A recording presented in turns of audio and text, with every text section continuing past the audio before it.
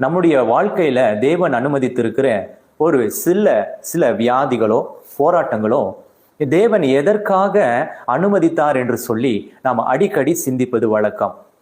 ஒருவேளை தேவன் என்னை மறந்து போனாரா? தேவன் என்னுடைய குடும்பத்தை மறந்து போனாரா?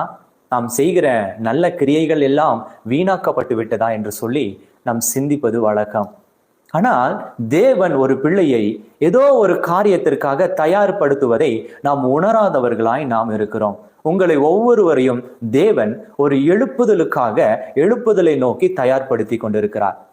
இந்த எழுப்புதல் என்ற இந்த மிகப்பெரிய தேவனுடைய திட்டம் இருக்கு இல்லையா?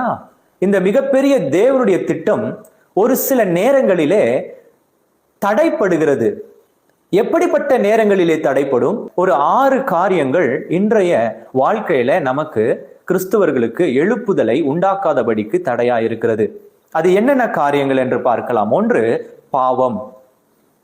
2வது கோபம். 3வது அவ்விசுவாசம். 4வது கீழ்ப்படியாமை. 5வது மேட்டிமை. 6வது தவறான எதிர்பார்ப்பு. இந்த 6 காரியங்கள் தான் நம்மளுடைய கிறிஸ்துவ உலகத்துல ஒரு எழுப்புதலுக்கு தடையா இருக்கிறது. நம்முடைய தனிப்பட்ட வாழ்க்கையில நாம் வாழ்ந்து கொண்டிருக்கிற அந்த சமுதாயத்துல நம்முடைய வீட்டிற்குள்ள ஒரு எழுப்புதல் உண்டாகாமல் தடையா இருக்கிறது.